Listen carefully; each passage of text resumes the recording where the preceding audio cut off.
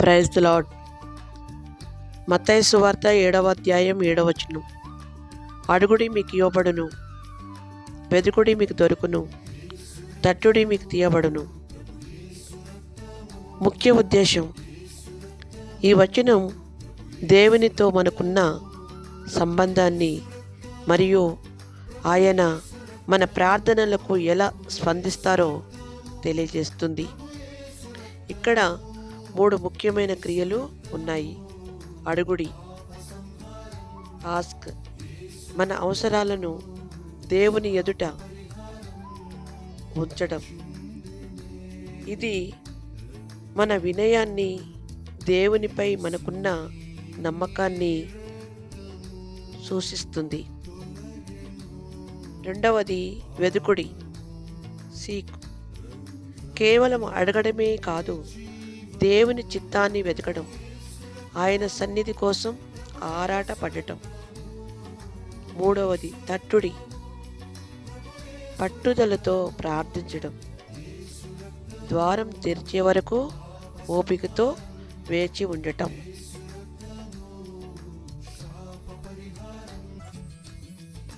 ఈరోజు దేవుని వాగ్దానం మనల్ని ఎంతో బలపరుస్తుంది. మన దేవుడు మన మాటలు వినేవాడు, మన హృదయం వేదనను ఎరిగినవాడు.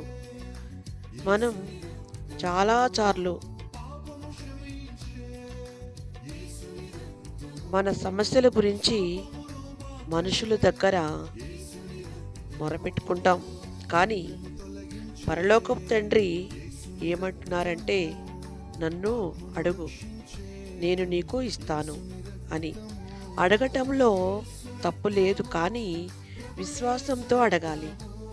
వెతకడంలో అలసట ఉండకూడదు, తట్టడంలో వెనకడుగు వేయకూడదు. మీరు ఏ విషయంలోనైనా ఇబ్బంది పడుతున్నారా? మీకు మార్గం కనిపించడం లేదా? అయితే ఈరోజే మోకరించి ఆయనను అడగండి, ఆయన ద్వారం తట్టండి. ఆయన మీకోసం ఆశీర్వాదకరమైన ద్వారాలను తెరవబోతున్నాడు. ఆమేన్.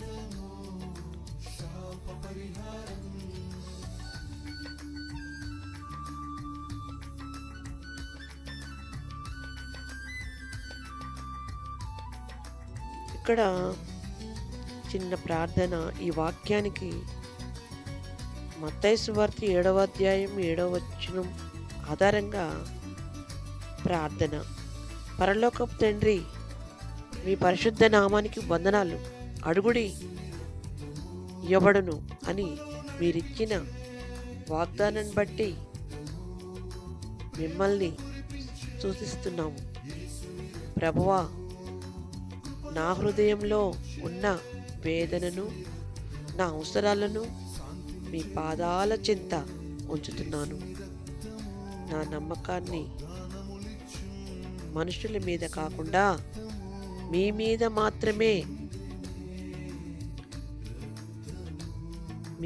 మాత్రమే ఉంచే